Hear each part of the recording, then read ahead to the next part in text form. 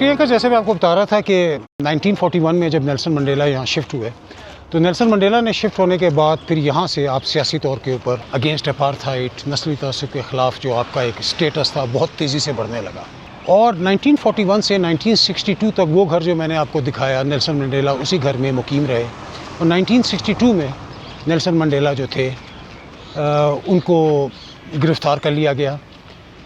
یہاں کا ایک صوبہ ہے نٹال، وہاں پر ایک روڈ بلاک میں ہاوک پہ آپ کو ناکے میں گرفتار کیا گیا سفید فام اقلیتی حکومت میں. اور وہاں پر جہاں پر آپ کو گرفتار کیا گیا ہے وہاں پر ایک ساؤتھ افریقن گورنمنٹ نے بڑا خوبصورت ایک مونیومنٹ لگایا ہوا ہے اس جگہ کے اوپر ایگزیکٹلی جہاں پر نیلسن منڈیلا کو گرفتار کیا گیا. اس کے بعد نیلسن منڈیلا کا ٹرائل ہوا، فیمس ریوونیا ٹرائل، جس میں نیلسن منڈیلا کی مشہور اسپیچ ہے جو کہ یونائٹڈ نیشن کے چارٹر میں بھی شامل ہے. اسے کہتے ہیں اسپیچ آف دا ڈاگ، یعنی کٹہرے سے کی ہوئی تقریر. اور اس میں آپ کا تاریخی جملہ ہے، آپ نے کہا تھا کہ میں نے سفید فام نسل پرستی کے خلاف جدوجہد کی ہے، میں نے سیاہ فام نسل پرستی کے خلاف جدوجہد کی ہے. میرا خواب ہے ایک ایسے معاشرے کا قیام جس میں جمہوریت ہو، جس میں سب کو برابر کے حقوق ملے. لیکن ظاہری بات ہے آپ کی مقبولیت سے اس وقت کی سفید فام حکومت جو تھی وہ بہت خائف تھی. تو آپ کو عمر قید کی سزا ہو گئی اور آپ کو پھر اس کے بعد پہلے کیپ ٹاؤن میں اور اس کے بعد رابن آئلینڈ پریزن میں بھیج دیا گیا. لیکن یہ کہانی یہاں ختم نہیں ہوتی، میں آپ کو کچھ اور دکھانا چاہتا ہوں. اب ٹائم کو تھوڑا فاسٹ فارورڈ کرتے ہیں. نیلسن منڈیلا کو 1962 میں جیل ہو گئی ہے اور 1962 کی جیل کے بعد، لیکن ان کے جیل کے جانے کے بعد جو جدوجہد تھی وہ جدوجہد اسی طرح جاری رہی. بہت سارے اور لیڈرز تھے جو کہ ایگزائل میں یا ملک میں بھی رہ کے چھپتے ہوئے نسلی تعصب کے خلاف جدوجہد کر رہے تھے. 1976 میں اس وقت کی سفید فام نسل پرست حکومت نے ایک قانون پاس کیا جس قانون میں انہوں نے جو مقامی یورپی زبان تھی افریکانس کو، اس کو سیاہ فام لوگوں کے لیے کمپلسری قرار دے دیا. اس کے خلاف پورے ملک میں مظاہرے شروع ہوئے اور یہ سویٹو جہاں میں موجود ہوں اس سویٹو کے اندر سب سے زیادہ مظاہرے ہوئے. اس جگہ جو میں آپ کو سامنے جس پارک میں لے کے آیا ہوں اس پارک کے اندر احتجاج کر رہے تھے. پولیس کی ایک بہت بڑی تعداد موجود تھی اور پھر پولیس نے ان بچوں پر گولی چلا دی. وہ چلائی ہوئی ایک گولی میرے حساب سے ساؤتھ افریقہ کی جو سٹرگل تھی اپارتھائڈ کے خلاف، اس کے خلاف ایک ٹرننگ پوائنٹ بنا. میں آپ کو ایک جگہ خاص طور پہ لے جانا چاہتا ہوں آگے. میں خاص طور پر اس پارک میں آیا ہوں چونکہ اس پارک کے اندر وہ جدوجہد تھی جس میں بچے سارے جمع تھے، 12 13 14 سال کے چھوٹے چھوٹے بچے جو اسکولوں سے آئے تھے. ایک یورپی زبان جس کا انہیں کوئی تصور نہیں تھا ایک دم ان کے لیے کمپلسری قرار دے دی گئی. تو ظاہری بات ہے ایک بہت بڑا ڈس ایڈوانٹیج تھا ان کے لیے. اور یہ اس زمانے میں یہ جو آپ کو سامنے تصویر نظر آ رہی ہے یہ ایک 12 سال کا بچہ تھا جس کا نام تھا ہیکٹر پیٹرسن. جب پولیس نے گولی چلائی تو اس بچے کے گردن میں گولی لگی. اور یہ تصویر اس زمانے میں اس زمانے میں ظاہری بات ہے ہسٹری اینکر آپ سمجھ سکتے ہیں کہ کوئی سوشل میڈیا نہیں تھا، کوئی ڈیجیٹل میڈیا نہیں تھا. اپارتھائڈ ساؤتھ افریقہ میں بحیثیت قانون بہت عرصے سے موجود تھی، لیکن جو اس کی سختیاں تھیں اور جو وہ غیر انسانی سلوک تھا سفید فام حکومت کا، اس کا عام دنیا کو پتہ نہیں تھا. جب یہ اس بچے کو گولی لگی تو اس وقت ایک فوٹوگرافر جس کا نام سیم نظیمہ تھا وہ وہاں موجود تھا اور اس نے یہ تصویر لی. اب یہ بچہ آپ دیکھ سکتے ہیں، اس کو ایک اور بچے نے گود میں اٹھایا ہوا ہے. اس کے ساتھ ایک خاتون بھاگ رہی ہے، عورت بھاگ رہی ہے. یہ بچہ ہیکٹر پیٹرسن تھا. اس کے ساتھ جو لڑکی بھاگ رہی ہے اس کی بہن انٹرنیٹ تھی اور یہ جس نے اس کو گود میں اٹھایا ہوا ہے یہ ان کا پڑوسی تھا. یہ تصویر آگ کی طرح پوری دنیا میں پھیل گئی اور اس تصویر نے ساؤتھ افریقہ کی جو سفید فام حکومت کا جو ایک ظلم تھا اس کو پوری دنیا میں اجاگر کیا. اس کے بعد سے ہی ساری دنیا نے ساؤتھ افریقہ سفید فام اقلیتی حکومت کا بائیکاٹ کیا. جو ساؤتھ افریقن سٹرگل تھی ساؤتھ افریقن نسل پرستی کے خلاف، اس کو ایک نئی قوت ملی. یہ بچہ کو اسپتال لے جایا گیا لیکن یہ اسپتال جانے سے پہلے مر چکا تھا. یہ جو آدمی ہے جس نے اس کو گود میں اٹھایا ہوا ہے جس کا پڑوسی تھا، اس کو سفید فام حکومت نے ڈھونڈنے کی کوشش کی. یہ ملک سے فرار ہوا لیکن گمان یہی ہے کہ اس کو بھی اس زمانے کی جو سفید فام حکومت تھی اس کی انٹیلیجنس ایجنسی نے مار دیا. یہ لڑکی جو ہے انٹرنیٹ، یہ اس وقت غالباً 16 یا 17 سال کی تھی. یہ ابھی بھی زندہ ہے اور یہ ادھر یہ جو پورا علاقہ اب اس کو ہیکٹر پیٹرسن میموریل کہتے ہیں اس بچے کے نام پر، اس پر as a tour guide job کرتی ہے۔ یہ چٹان ایگزیکٹلی وہ جگہ ہے جہاں پر اس بچے کو گولی لگی تھی اور وہ بچہ گر کر مرا تھا، اور جس کے بعد پھر وہ سفید پوم حکومت جو تھی اس کی کمر ٹوٹ گئی تھی۔ پوری دنیا میں احتجاج ہوا، ساؤتھ افریقن گورنمنٹ پہ بین لگے، لیکن اس کے بعد بھی ہسٹری اینکرز یاد رکھیے کہ ان کو آزادی ملنے میں 1994 میں ملی، یعنی کہ 18 سال اور لگے۔ آزادی خون مانگتی ہے، آزادی قربانی مانگتی ہے، آزادی بے لوث خدمت، بے لوث قیادت مانگتی ہے۔ ساؤتھ افریقہ میں ہیکٹر پیٹرسن اور ایسے نہ جانے کتنے ان گنت بچے، عورتیں، مردوں نے قربانیاں دیں۔ 1994 میں ساؤتھ افریقہ کو آزادی ملی۔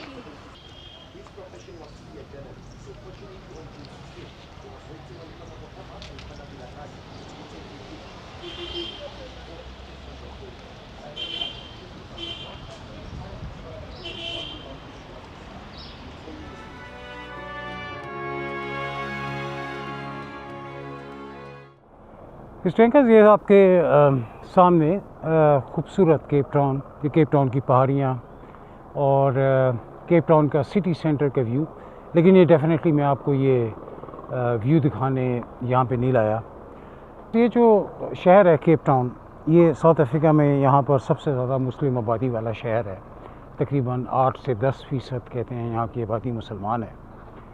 اور لیکن اس کے علاوہ بھی ایک اور چیز ہے کہ یہاں کی جو آبادی جو ہے، جو مسلمان ہے، وہ زیادہ تر لوگ جن کو ڈچ کالونائزرز انڈونیشیا، ملیشیا یعنی ایسٹ انڈیز سے یہاں پہ ایز اے سلیوز لے کے آئے تھے، اور وہ یہاں پہ 17ویں صدی میں 18ویں صدی میں آ کر آباد ہوئے، اور اس وقت سے یہ لوگ یہاں پر آباد ہیں۔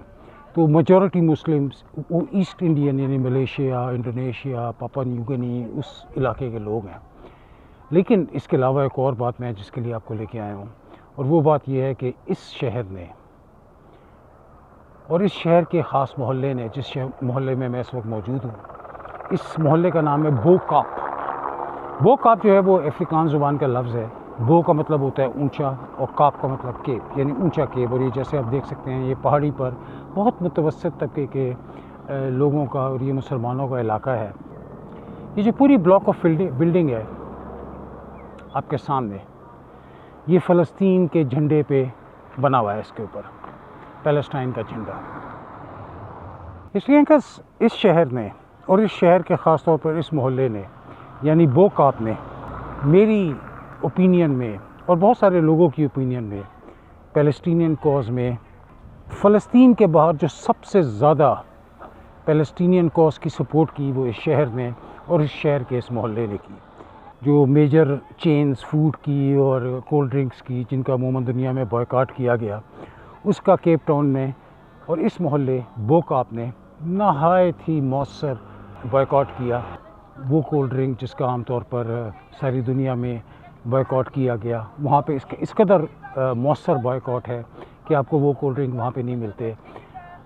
اور جو امریکن چینیں ہیں جن کے بارے میں تاثر تھا کہ وہ اسرائیلی اس کی سپورٹ کر رہی ہیں، ان کا اس قدر بائیکاٹ کیا گیا کہ ان میں سے کچھ کو کاروبار نہ ہونے کی وجہ سے بند ہونا پڑا۔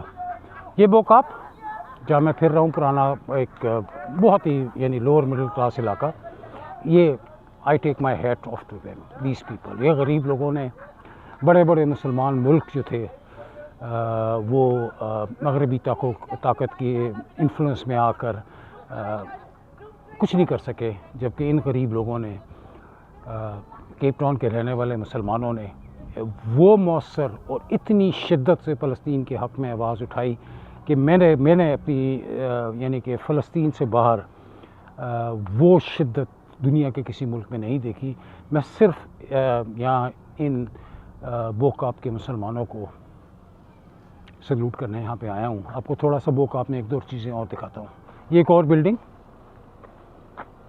پوری اس پر انہوں نے فلسطین کا جھنڈا بنایا ہوا ہے۔ کمال کے لوگ ہیں یار۔ یہ جو آپ کو سامنے پہاڑی نظر آ رہی ہے نا، یہ فلیٹ، یہ ساؤتھ افریقہ کی اور بلکہ کیپ ٹاؤن کی، ساؤتھ افریقہ کی بلکہ دنیا کی مشہور اسے ٹیبل ماؤنٹین کہتے ہیں کیونکہ ٹیبل کی طرح نا دیکھیں بالکل فلیٹ ہے، ورنہ پہاڑیاں اس طرح فلیٹ نہیں ہوتی. اسے one of the 7 geographical wonders میں بھی قرار دیا گیا تھا. وہ ٹائم نہیں ہے میرے پاس ورنہ میں آپ کو ضرور اس کے اوپر لے کے جاتا. چلو میں آپ کو ذرا بوکات میں مزید آگے لے کے چلتا ہوں. اس لیے کہ یہ آپ کو اگر جب کیپ ٹاؤن کی تصویریں دیکھتے ہیں نا اکثر تو اس میں آپ کو یہ رنگ برنگے گھر اور یہ بوکات کی مشہور سڑک ہے.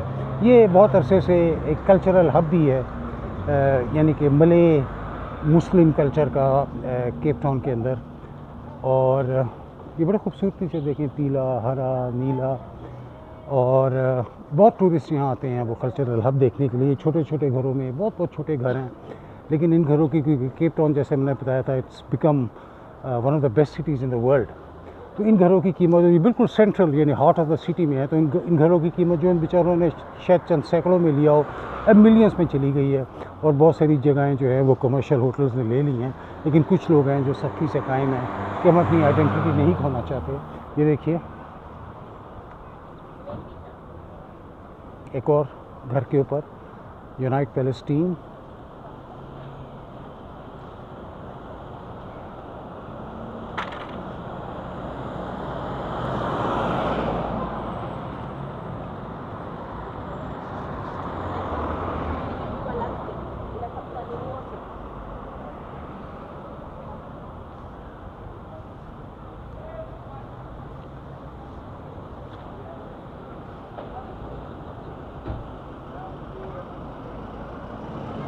تقریباً ہر دوسرے گھر کے اوپر فلسطین کے بارے میں، South Africa for a free Palestine.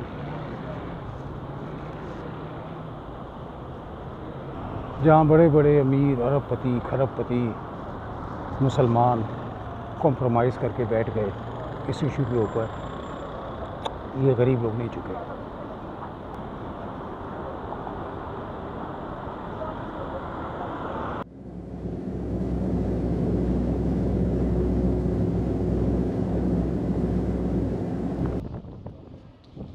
اس وقت میں ساؤتھ افریقہ کے شاید سب سے خوبصورت شہر کیپ ٹاؤن میں موجود ہوں. کیپ ٹاؤن کو ساؤتھ افریقہ میں مدر سٹی بھی کہا جاتا ہے، اور اس کی بنیادی وجہ یہ ہے کہ یہ اس ریپبلک آف ساؤتھ افریقہ میں پہلا شہر تھا جو آباد ہوا، تو اس لیے مدر یعنی ماں شہر.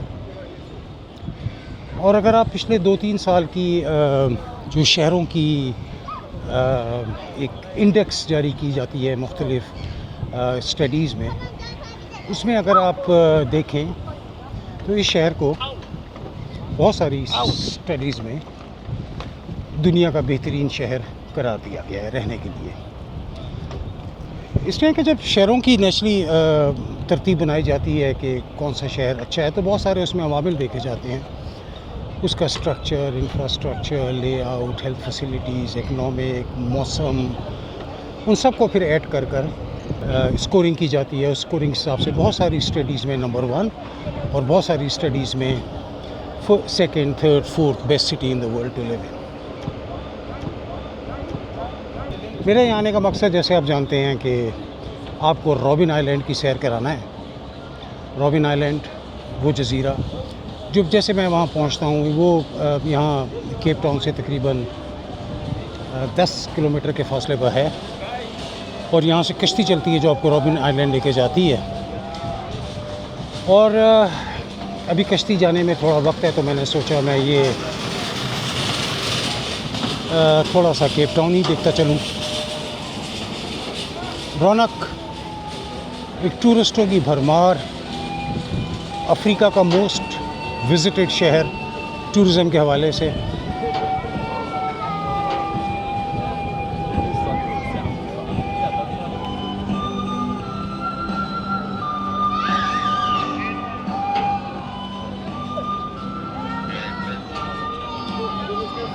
گرمی بہت ہے یار یہاں پہ. میں جوہانسبرگ سے آیا ہوں. جوہانسبرگ گرمی اب یہاں پہ نیشنل دسمبر ہے، مجھے پتہ ہے انڈیا پاکستان میں اور سدرن ہیمسفیئر میں گرمیاں ہیں، سردیاں سوری، اور یہاں پہ گرمیاں ہیں. جوہانسبرگ میں جب گیا تو 23-24 ٹیمپریچر تھا.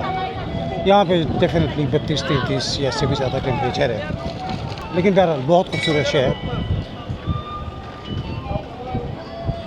اٹلانٹک اوشن بحیرہ ایکینوس کے کنارے آباد یہ شہر، جہاں سب سے پہلے ڈچ سیٹلرز آئے، انہوں نے یہاں پر اپنی آبادی بنائی. بعد میں برطانوی آئے، انہوں نے ڈچ کو ڈسپلیس کر کر اس کو برطانوی کالونی بنایا، اور پھر پورے ساؤتھ افریقہ پر یعنی کہ جو اس وقت موجودہ ساؤتھ افریقہ ہے اس پر انہوں نے قبضہ کیا. تو اس ڈچ کلونیل اور برٹش کلونیل سسٹم کی بہت ساری نشانیاں اب بھی شہر کے اندر موجود ہیں. چھٹیاں ہیں یہاں پہ، نیشنل کرسمس کے بعد کا اس وقت سب اسکول اور عموماً آفیسز اور فیکٹریاں بند ہیں، تو ایک جم غفیر ہے. اور یورپ والے ایکچولی یورپ میں بہت سردی ہوتی ہے دسمبر میں، تو وہ پھر دسمبر میں یہاں آ جاتے ہیں کیپ ٹاؤن.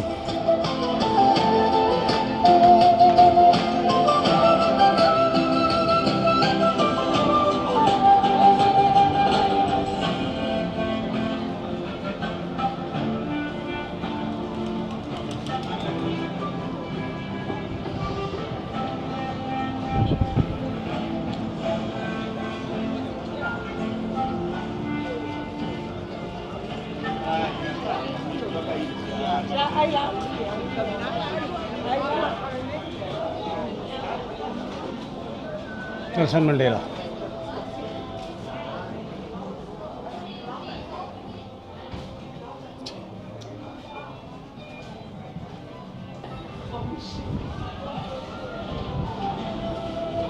مجسمے ان کے جا بجا آپ کو پورے ساؤتھ افریقہ میں، کیپ ٹاؤن سے جوہانسبرگ تک، ہر جگہ، ہر مال میں، ہر مارکیٹ میں نظر آئیں گے.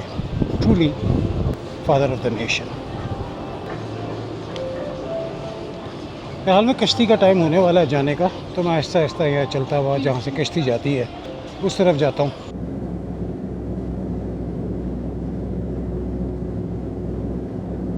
یہاں سے جناب کشتی جاتی ہے رابن آئلینڈ، تقریباً 10 کلومیٹر ہے ساؤتھ افریقہ کیپ ٹاؤن کی ہاربر سے. اور اسے رابن آئلینڈ اس لیے کہتے ہیں ہسٹری اینکرز کے رابن ڈچ یا بلندیزی زبان کا لفظ ہے جس کا مطلب ہوتا ہے سیل، اور یہاں پر بہت سارے سیل ہیں، اب بھی ہیں.